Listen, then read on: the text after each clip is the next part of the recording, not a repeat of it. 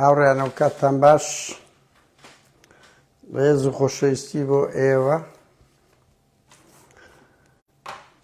سەرچاوی ئێمە بورن لە چەند دەقەیەک تاخیر بووینە خێربێن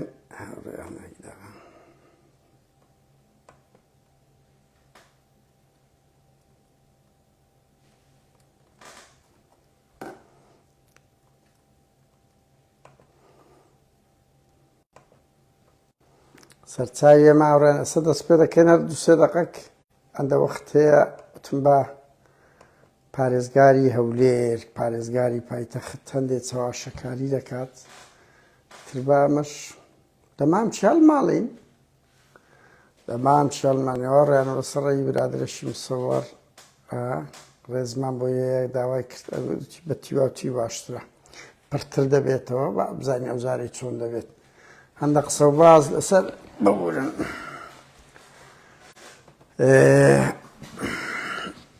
ببورن چەک ڕێدی خێرای بکەین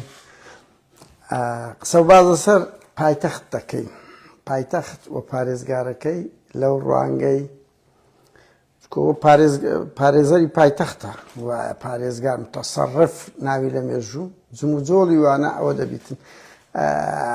هاوڕێیان دەمەوە بڵێم هاوڕێیانە دەنگم چۆنە سەرچاوی ئێمە بەخێر بێن هاوڕێیان دەنگم چۆنە بارانە لە سوید لە بەیانیەوە یعنی زۆر جەوەچی ئەوەیە هاوڕێیان دەنگ چۆنە جیهازە ئەوەشم هینایە بزانین دەنگکە چۆنە دەنگ باشترە لە جاران وەنیە سافتر و ئەوترە سەرچاوی ئێمە هاوڕێیان سەرچاوی ئێمە ئێستاندا قسە و باز دەکەین دەسە چەواشەیەک هاوڕێیان کەسایەتی دیار نابی چەواشە بکە و نابی جم و جۆڵ و تەسەڕفاتی نابی درۆ بکاتن و نابێت دیفاع لە سویەکی ئاب بکاتن و نابێت دژی خوێنی باوکی خۆشی بەو شێوەیە بوەستێتەوە زۆر باشە هاوڕێیان بۆی ئومێدیش بەغەڵەت تێنەگا من بەڕاستی پێتوان بڵێم ینی هیچ کێشێک شەخسیمان لەگە ئومێد نییە بەر لە ئومێدی ئەمن ماوەیەکە و تەمەنم وەخت خۆی هەموو دەزان هەولێرە لە خەریکی چار پارچە بووم هەتا ناوم لەقەبم قادر چار پارچەیە بپرس ئەو کاتی کەمترین کەس باسی کوردستانی بوون و گەورەی دەکرد شەڕێکی سەخت بوو ئەو دەمی مووقف بوو هاتمە ئەوروپای 12 ساڵ تەمەنم 10 ساڵ تەمەنم دا بە هەڵەبجە و گەرمیان هەڵەبجە و ئەنفال و ئەوە 10 ساڵ لە هەموو تەمەنی خۆمان هەڵوەری ئاخر هاوڕێیان لە بەوەم نییەنی بڵێم بەس هەتان دە برادر خردەبنەوە دەشت بڵێن لە تەنیشت ئێمە کچمان کەمتر نەبوو لەوانەی چوو شەهادەی بەرزیاهینایە دەوڵەمەند بوون ژیانی های لایف دەژین ئێمەش ئەو ژیانە دەژین بەهەرحاڵ 10 ساڵ لە تەمەنمدا گەرمیان و هەڵەبجەی 10 ساڵیشم لە بۆ مەسەلەی ئەوەی سەرف کردیە ئازادی سیاسی و عەودەی شوبات و ئەوانە ئەو چەند ساڵی هەیتم دەمەیاندە خزمەتی ئەو شاری هەولێرە بکەم کە شارەکە لەی لەدایک بووینە هاوڕێیان و بەڵام ئێمە پەروەردەی کردینە ئەخلاقیەن و هەرچی حیزبە بێسیفەت بووە لە بەرامبەر ئەو شارەی و مسەقەفینی هەولێر بەڕاستی هەڵوێستەی زۆر لەرزۆکانیانەیە هەولێر بێ پشت و پەنایە زۆرترین قوربانیدایە ڕوبەڕووی درندەیەکی بوویتەوە کە پارتی دیموکراتی کوردستانە بە ئاگر و ئاسن خەڵک دەکوتێت کە ئەگەر ئەو حکومەی پارتی لە سلێمانیش بایە خەڵکی سلێمانیش نەیان دەتانی وا بکەن یعنی ئەوە لاوە نییە جوانی سلێمانی و لە قارەمەند بەس پارتی سروشتی وایە پارتی وەخت خۆی هەولێرش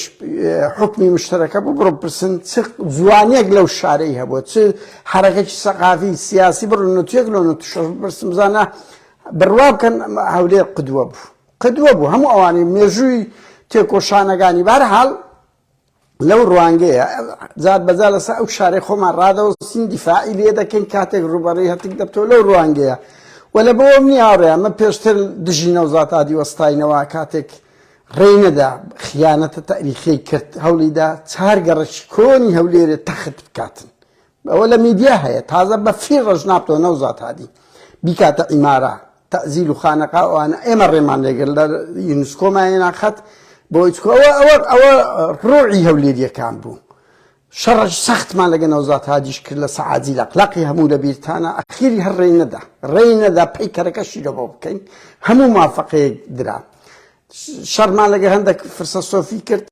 کە بەداخەوە فرسە سۆفی وەکوانە نەبوو بە جددیمە یعنی ئەم زۆر شەڕم لەگەریش کردیە سێم تەلەفۆنیشم لەگە فرسە سۆفی بوو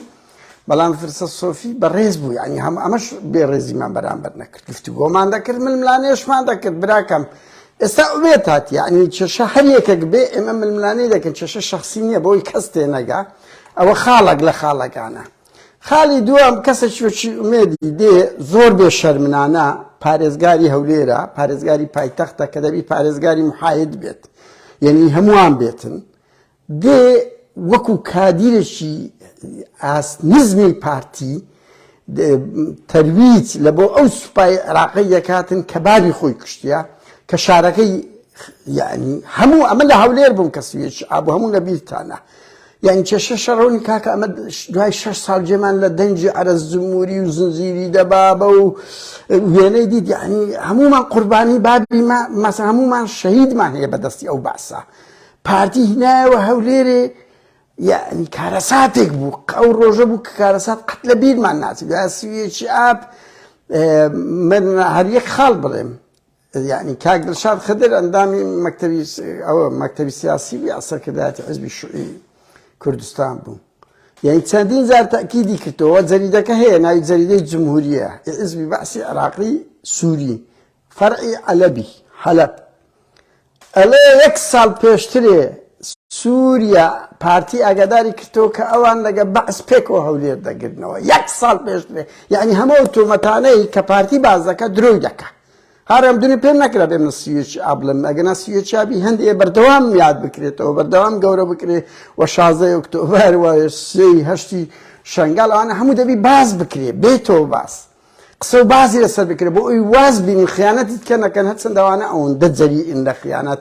پارتی وێچێتی ئەوەندە جەریئن یعنی مشکلەی ئەوانەیە بێ چاوڕوون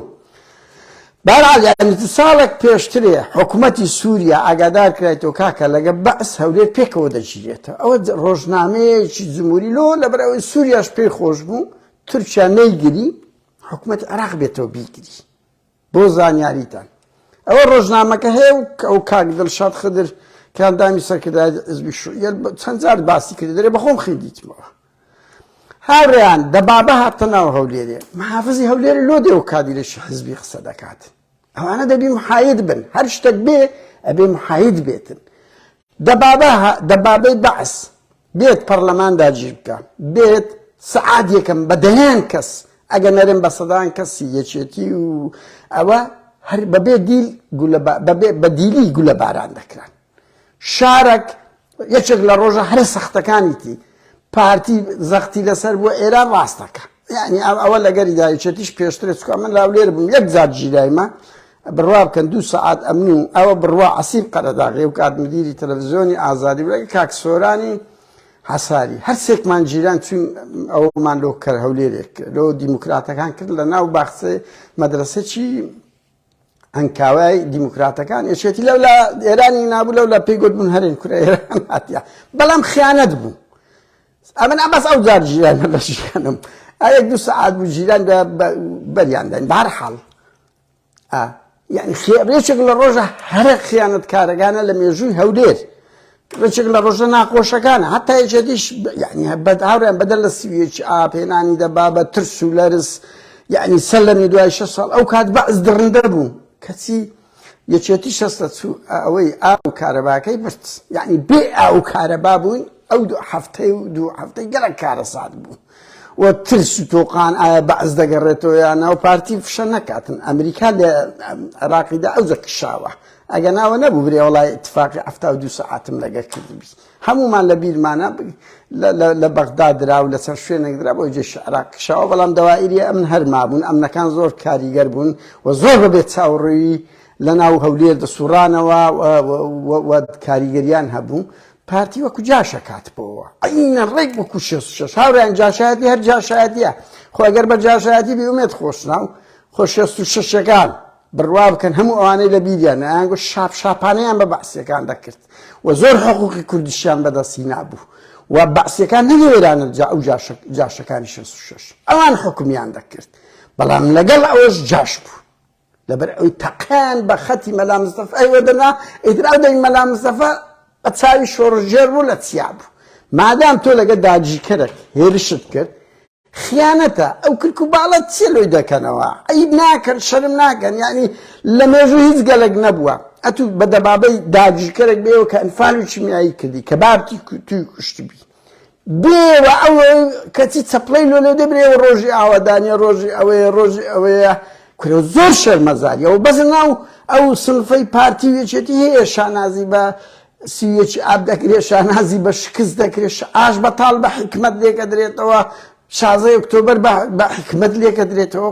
ئەو شتانە بەزە ناو کورت هەیە لە ناو پارتی وێچێتی هەیە یعنی خیانەت یاوەندە سوک کردی ئەکەم زۆر نۆرماڵە خیانەت دانی ئەوە پێنازەیتی تۆ لەگە سوپایەکی داگیرکرد بچیت تەنسیق بکەی خیانەتە هەمە حەقمان نییە جەلالی کردیتی مەلاهی کردیتی هەر یەکە کردیتی ئەوە دێ بەناوی مەحافز وەڵە شاری ئاوادانکردن کورە ئاوادانکردنەوەی چێ ئەتو لەو شارەی دوای 33 ساڵ هێشتان ئومێد ئەفەندی 15-20 گەڕەک بێ ئاوە 15-20 گەڕەک بێ ئاوە لەگەڵ هاتنی دەوڵەتێک دروست بووە لە بۆ دەوڵەمەندەکان لە بۆ بزنسەکان لە بۆکان هەولێرە قەدیمەکان بڕۆ سەیریکە لە تەیراوە لە خانەقاو ئەوانە کرا کەلاوە ئەو شاری کەلتوری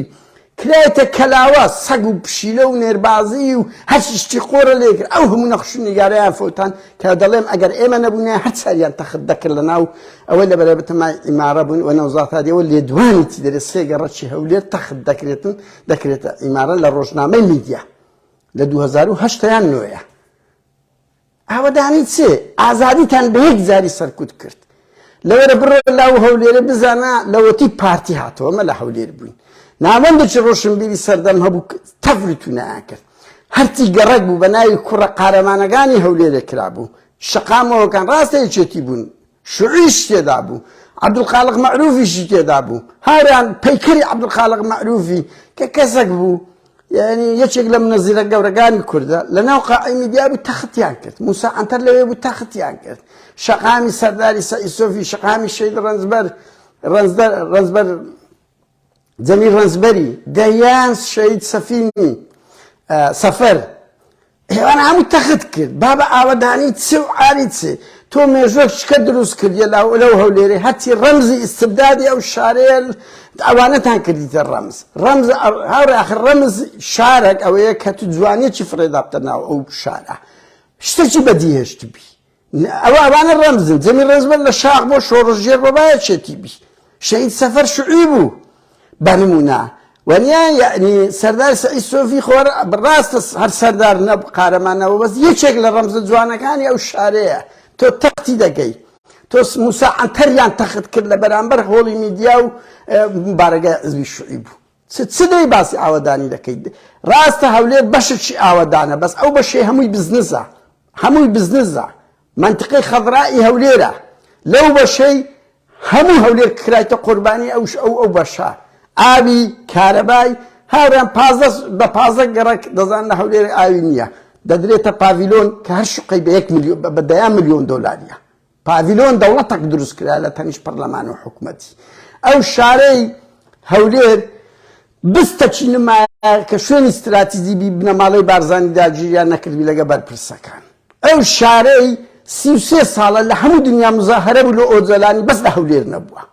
تەسەور کە لە کۆریای مزاهرە بوو هەمومان لەبیر ئەمە لە هەولێر بووم کاتێک ئۆجەلان هاتە بڕوا بکە ئەمن وێرام قسە چی بکەم بڕوا عەسیب قەرەداغی وەکو مدیری تەلەڤیزیۆن قسەی کرد لەگەر ئەو کابرایەکە بوو کوردێک بوو وەڵی نازانم ئەو سێمان وێرانی و تەلەڤیزیۆنی ئیتاڵی قسە بکەین ئەمن باسیشم کردیە لەو شارێک کەس نەدەوێرە قسە بکە سەردەمی بەعز بوو هەندە شتی دیکۆریان کردی ئەو دیکۆرە هەمووی بزنسە خەڵکی هەولێریان ئەو هەولێرە نازدارە بڕۆسە بوویتە شاری قەحپەخانە و شاری تەعریب کراو شاری مەلها شەرمیش لە خۆیان ناکەن شاری بەعسیەکان ئەو شارەی ئێستاکە پڕە لە عزت دووریەکان پڕە لە گۆڕەکانیان پڕە لە زاواکانی سەدام پڕە لە بەعسیە مجریمانەی ئومێد خۆشناو چۆن شەرم چاوەڕوود دێ بچێ بەرامبەر گۆڕی بابت کاتێک ئەوانەی بابتیان گرت بە دیلی ئێعدامیان کرد ئێستا لە بن پیلتن ئەتوش پارێزگاری چۆن شەرم لە خۆت ناکەی دەڵێ دژی عەرەب مەبە کاکەم دەزانم بە پریڤات ئەوەت کردیە هاوریان یعنی دوێنێ لە کاکەرزل سوورچی ڤیدیۆکەی بڵاو کرێتەوە ئەڵێ لە ژیانم بابی من پارتی ئیچەتی نەبووە واقعیچەتی نەگەیشتە ئەو منتیقە من حەقم نییە لەسەوەی بەڵام هەندێک یعنی یەکێک دێ کۆدەتا دەکات بەس ئەخلاقی بابی بەڕاستی عیبە کاچ خۆم پارتی سەرچاویمە بەس بابێت مێژوشکەی هەیە ئێستا من شتەکەم براکانم شتەشکەنا خزمم شتەشکەیە کوڕم شتەشکەیە ژنم شتەشکەیە ئەوە ئازادن بەس تۆ ناتوانانی مێژووی من بگۆڕیا و چی بنەماڵەی خائینی شەیدویدات یەکەم بنەماڵن کە خیانەتیان لەگە خوێنی شەیدویدات کرد کە هەرچەندە ئێمە نابێ شەیدویدات هەر لە تۆپە قسەیمە لەسەر ئەوەیە ئومێد زۆر شەرمە مێژووی دەشێوێنی هەریان تەوان بەرپرسی باڵا هەموو جوملەیەک هەموو حرەکەیەکی سەر ڕادەوەستی ها لەبەر ئەوەی ڕەمزی ئەوەی خاستەیەک متەسەڕف واتە کەسی ڕەقەم یەکە بێنە سەر ئەو نوقتەی ڕەقەم یەکە بۆیە دەبینن یعنی تەنانەت بۆ کلینتۆن کوراکە لەسەر ماچە چی گچکە کورا ئەوە ترامپ 40 ساڵ پێشترێ 30 ساڵ پێشترەکە کەس علاقەی هەبوو هەمووی لێگەورە کرا هەموو ئەو بەرپرسانە دەیان کەس شتی بچووتیشان لێگەورە لێ دوانەشی وا خەتەر چکو نابی مەحافز درۆزم بی بەڕاستی نابی ناڕازگۆ بی ئومێد خۆشناو هەموو کەس دەزانی بابی تو هەر ئاوڕیان یەک شتان پێ بڵێ ئومێد نەخۆشناوە تەحەدای یەکەم ئەو لەقەبەی هەگرتیە بەس بازرگانی پێ دەکەن ئومێدە تو هیچ خۆشناوی تو خەڵکی زرارەتی بابی بەڵام ئەگەر وەکو کەسێکی فیمینیست لاد ئاساییە بە داکت بناسرێ ڕاستەکە داچی گڕاویە بەڵام بابی خەڵکی زرارەتیە هیچ ڕەبتی بە خۆشناوان نییە و بابی ناوی عەبدوڕەحمان حەسەن عەبدوڵڵا مستەفایە خەڵکی گوندی زرارەتیە بەڵام هاتیتە هەولێرێ لە گوندی گڕاوی لای باپیری داچی بابی داچی بوویتە پاس ئەوە کرێ کاریان ئەوە تەنها ئیشی کردیە کابرا مەعزوبی بووە کچەکەی خۆی داتی داچی ئومێدی دایتی خەڵکی گڕاوی ئەگەنا ئومێد ئەتوو ئەگەر وەکو داک یعنی خۆ مێژووی تووە بابە خۆوەدە لە مێژ نییە چاوەکەم خۆش نەبوو مێژووی شەرەفخان و سڵاحەدین ئەیوبی نازانم چێ کەس نەزانی تو خەڵکی تو هیچ ڕەبتت بە خۆشناوانیش نییە ئەو لەقەبە شتە گرتی قەید ناکە مادام داکت خۆشناوە بەڵام ئەتوو گڕاویش نی بەجددیمە یعنی دایکی گڕاویە بابی خەڵکیەوەیە تا ئەناڕیان بابی ئومێدی لە 47 لەدایک بووە لە 77 بوویتە پێشمەرگە دای چەند مانگ ماوەیەکی کەم بە پێشمەرگەی بدایە یەکێتی بووە ڕاست ناکە ئەڵێ لەو دیدارەی لە کاکەرزلی هێرزل ئەڵێ بابی من لە ژیانی یەکێتی نەبووە و شەهیدی شۆڕشی گوڵانە باشە ئومێد باشە خەڵکی گڕاوی هەموو دەزانن کورە بابا خەڵک دەزانێ ئاخر ئەی هاو من تەحەدای دەکەم لە ئەو شتەیە کە دەڵێ بابی من یەکێتی نەبووە و پێشمەرگە باشە خۆ ئاو پشتیوان سادق لێ گوندینە ئەویش گڕاویە ئەگەر پشتیوان سادق لێ گوت ئومێد ئامین ئەو قسێت دەڵێم ئامین ئەمەش داوای لێبوردنی لێ دەکەین باشە هاوڕێیان ئەگەر پشتیوان سادقی برادرت کە لە تو توندڕەوتر و بە ئازارترە لە هەولێریەکان ئەگەر ئەگوتی ئومێد خۆشناو بابی پارتی بووە ئەمەش پێ دەڵێن ئامین ئەتو قسەکەت ڕاستە کە خەڵکەی یەک تیپ و پێڕن کاچ خۆم عیبە هەندە شتەیە بابت مێژوو چی هەیە مێژووی بابت مەشێوێنە کەسێکی پارێزگار نابێ ناڕازگۆ بێت من هیچ کێشەم لەگەرت نییە ینی بەجددی ئەو هاوڕێیان بەڕاستی نازانم دوسێ جاریش چاتم لەگەری کردیە بەڕێز بووە وەکو سەتەلەڤیزیۆن نەبووە بەڵام عیبە ئەو شتانە مەکە مێژووی بابت پێشمەرگەی یەکێتی بووە و بەعز شەهیدی کردیە و لە 25 ژیرای 77 ژیرای دوای 3 مانگی لە سزنی مووسڵ ئەدام کرایە کە هەموومان ڕێزمان بۆی هەیە بەشەکە لە سیمبولەکانی کورد هەموومان دەبی شانازی بە شەهیدانە بکەین لەبەر ئەوەی بابی ئومێد خۆشنابی ئەو ڕۆیەکێک لە کۆیلەکانی کاکە ئەوە شەهید بووە لە پێناوی ڕێگای کورد و کوردستان خوێنی خۆیدایە ینی وەکو ما دەبێت ڕێز و شەهیدانە بگیرێ من بۆ خۆم ڕێز لە هەموو شەهیدی هەموو حیزبەکان دەگرم لەبەر ئەوەی بەنیەتێکی پاکچێ پارتیە یەکێتیە شوعیە حزکە پاسۆکە هەموو جێگای تەقدیرن بەس ئومێد مێژووی بابت مەشێوێنە لە خۆت ئەتو تەریخ دەشێوێنی ماستاو لە پارتی دەکەی نەماڵەی بارزانی دەکەی ئەزبەنی کۆیلایەتێک دەکەی ئەوەش مافە وەکو لیستی پارتی بووی و کادرێکی حزبی بووی تەبیعیە لە خۆت بچی بە شانوباڵی سویەکی ئابی شەڵدەی بەس کە دەبێت پارێزگار فێر بن فێر ئەو ئەدەبە سیاسیانە بن تۆ محایدی دەبی وەکو بێلایەنێک بی نابی وەکو کادرێکی حزبی قسە بکەی بە هەر پارتیە توی حەواندبتەوە بە هەر پارتیە توی لەوێدا نابی تۆ لەوێن دەر پارێزگاری 2 ملیۆن کەسی کە هەموو فکر و ڕەنگ و دەنگش تێدا بە ئیسلامیەکانیشەوە کورە بەو عەرەبە تەعریب کراوانەیە ئێستا لە کوردستانیش کە لەژێر سایت زەنا بتوان و حزبەکەت ئەوە دەبی هەڕیان من قسەی کۆتاییشم هە لەسەر ئەوەیە ئومێد خۆشناو یعنی ئەتو ئەلەو فترەی کە حاکمی هەموو ئەو جم و جۆڵ ئێرهاب گرتن کوشتن تێم دەگەی بە خۆت و مدیر پۆلیس و پاراستن و ئاسایش ئەخلاقیەن لەسەر هەمووتان بەرپرسە یعنی دەست ئەم دەزانم ساوی سوتەکەی جغارەت لەو ناکرێ ئەو هەموو هەولێرە پڕی تعریب کرایە من دەزانم پڕی بەعسیەکانە کە تو پێت خۆش نییە بەعسیەکان لێنێ بەس ئەتوو محافزی ئێستا ئەزانم قسە بکەی لە فرسە سۆفی زیاتر دەتکوژن هاوڕێیان لە فرسە سۆفی بە خۆی جارێک باسی گوت کاکا من یعنی هەر ئەو جملەیە دێم فرسە سۆفی لە خۆم ناکەم فرسە سۆفی کۆس کردو ئەولیدا دژی مافیاکان بی ئەوە بەڕاشکاوی یعنی ئەو نقطەی پۆزەتیڤە هەولیدا ڕێگی نەوزات هەری بەگرتە بۆ زانیاریتان شکایەتی لێکرد قسە لەسەر گوندی ئیسپانی هەیە کە گوادرێن ئارینە یعنی ڕێگری لە کۆمەڵێک مافیاکان دەکرد ئیتر هەر کۆرۆنەشی وەسیتی برد لە ناو خاستەخانەی بە دکتۆرەکان لە ناویان برد ئومێد دەزانێ یعنی ئەگەر ئەوەندە بە شانوباڵی مەسعوددا هەڵنەڕێ لی دەتن دەرەقەدی هیچ نایە بۆیە ڕێز بگرە وەکو فرسە سۆفی لە خۆت دیفاع لەو شتانە مەکە وە کەسێکی بێلایەن بە محافزی 2 ملیۆن کەسی هەری پارتی نی کە پارتی بڕوا بکەن یەکێک لە حیزبە هەرێ لاوازەکانی هەولێرە ئێستاکە بۆ زانیاریتان پێچوانەوە دەبێت خەڵکە سەربەخۆ خواز و ناڕازیەکە دەرەجەیەکە ئێستا لە هەولێر هەر باشترین منە بڕۆ بزان چەند ملیۆن سەدان هەزار کەس دەنجی نەدا ئەوانە ئەوەنە و ئینسان نابی مێژووی باو و باپیری بشێوێنی لە پێناوی حزبەکەی و دیفاع لەو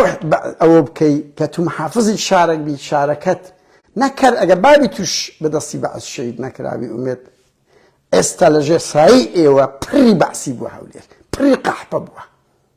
ئومێد لە پشتەوە خۆیوا پیشان دەدا زۆر متەدەینە کە ڕاست ناکەم من دەزانم ئومێد بەس ئەخلاقیان ڕێم نادا هەندە کەت نتەیە باس بکەم بڕوا بکەم یعنی شتە زۆر من داروبەر مەعلوماتی دەداتێ و ئەمە پێم دەکرێ هاوڕێیان دوایین شتەوە بڵێم بڕوان پێ بکەن هەرچی قسەم پێ دەڕێت جوێنم پێ دەڕێ ئەو هەولێریانە هەموو مەلەفیانم لۆ دەردەینن لە پاراستن لە هەموو پاراستن زیاتر مەلەفی چێن بێ پێم دێ لەبەرەوەی خەڵکی هەولێرە شتم لۆ دەنێریتن مەلەفی باو باپیری هەموو مەلەفیانمان لۆ دەردێنێ بۆیە بەس ئەمە نایەمە ئاسی هەموو کەسێکی سووک با جوونم پێ بدەن کاکە گیان ئەمە ڕێز لە خۆمان دەگرین دوو دەمانەی مۆدیرێکی جوانی ئۆپۆزیسیۆن پیشان بدەین ئەمە دژی ئەوەم خەڵکی ئۆپۆزیسیۆن جوێن بدا سوکایەتی بکە دەبی مۆدیرێکی و ئێستا گفتوگۆ دەکەین ڕەخنە دەگرین لە پارتی لە ئومێد خۆشناوەگان لە دەیان بەرپرسی پارتی وێژێتی کاکە ئەمە ڕەخنەگری ئۆپۆزیسیۆنین دەبی مۆدیرێک خەڵک فێرە ئەو ئیتیجا بکەین نەک ئەو تەڕبەگەی کە ئەوەیە و ئێمە حەز دەکەین پارتی ئەو کەسە سوکانە بکاتە ڕەمزی خۆی بۆیەش ئیبراز دەکەین ئەمە حەز دەکەین کادری پارتی یەکێتی جێم بدەن بۆی بڵێن ئەوانە پیاوەنە یعنی ئەم بەخۆم بەوەی تجاهیش دەکەم بە ڕاشکایی بڵێم هاوڕێیان یعنی دەمەوێت پارتی یەکی دەگەم بێ ئەو قەبیعەن نەوە کەسی عاقڵیان تێدا هەبی بە هەچەنەوە باشێژ نییە نەوە کەسێکیان هەبی بە مۆدرنانە گفتوگۆ بکە ئێمە حەز دەکەین بڵێن بابا ئەوە لۆگۆی پارتیە ئەبوو چۆ هەوە هەمکۆ هەوە بەئیلای ئاخر نامەوێ ناو بدەم زیاتر ئەوانە لۆگۆی پارتین بەڕاستیش تەسەوڕ دەکەن مەسعود بارزانی بە خۆی تابعی ئەبوو چۆی دەکا و کۆمەچیان دەکەن تەسەوڕ دەکەن کارە سات نییە تەحەدا دەکەم ئەگە ئەوە درۆ بیت هەڕیان قسەی کۆتاژە ئومێد لە سویەکی ئاب مەچۆ ناو خەڵکی سادە خۆت پیشان بدەی بەبێ ئەوە چەندە ئەوە ڕاست نییە سادە بوون بەر لە تو نەوزات هادی کردی بەس گەورەترین دز بوو بەر لە تو هەواڵ ئەبوبەکر کردی بەڵام ئەو ئەبوو ئەڤڵ ئەبوو بەکرێ سەخۆی هەڵبژێری 265 دەنجی نایمتەوە سادەبوون شتێکی خراپ نییە لە ئینساندا هەبێ و بەرپرس بێتە ناو خەڵک و جێی لێ ڕابگری بەس سادەبوون ناسە ناو تاریخ و ناتە تەقیمی سیاسی گەورە ئەوەی دەبتە تەقیمی سیاسی گەورە ئەخلاق و هەڵوێستی سیاسیە خزمەتکردنی خەڵکە ئەگەنا لە سەردەمی بەعسیەکانیش بە سەدان سەرۆک جاش بە سەدان پیاوی ئەمن خزمەتیان کردیە سادەبوونە و بەر لە تو نەوزات هادیدا هێنەری ئەو سادەبوون و هاتنە ناو خەڵک بووە بەڵام چ مێژۆکی نەوزات هادی تۆمار کرد لە هەولێر لە من باشتر دەزانی چ دزی و تاڵانێکی کرد هەڤاڵ ئەبووبەکر چ کۆیلایەتێکی داهێنا لە کاتێکدا سلێمانی تەحەدایەکیتیان لەبۆ کرد بۆیە سادەبوون ئەوە نییە ئەخلاقی سیاسی و هەڵوێست گرنگە هاوڕێیان هەویستمەوە بڵێم ینی کەسی سیاسی بەڕاستی دەبی وریای خۆی بی وریای جملەی خۆی بی و ئەخلاقی سیاسی و مێژووی بابی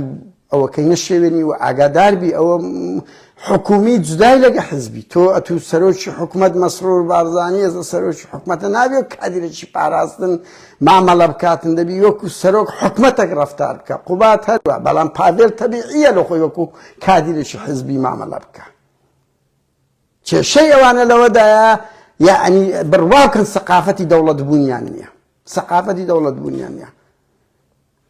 و هەروی ئەل لەبەرەو خاڵە بوو باسمان کرد چ شەرمەزاریەکە پارێزگاری ئەو شارە بێ شانازی بە سویەکی ئاب بکاتن و بۆ بە دەستکەوتێک لای بداتەوە لە کاتێکدا دەستکەوتی سویەکی ئاب ئەرهاب دروستبوونی توێژێکی بزنسی گەورە و بڕواکەن هەولێریەکان ڕۆعی هەولێر نمایە جوانی هەولێر نمایە ئەو ئازادی نما و خەڵکە مسەقەف و ڕۆشنبیرەکەی هەولێرێ نما ئاوی هەولێر نمایە ئاوی نمایە سەد ئەوەندە بیرە نەفت ئاوە لێ درادرێن بە مەسرور بارزانیان گوتی خەتەرە ئەو ئاوانە لێمەدە لێیدا لە پێناوی پاڤیلۆن و بزنسەکانی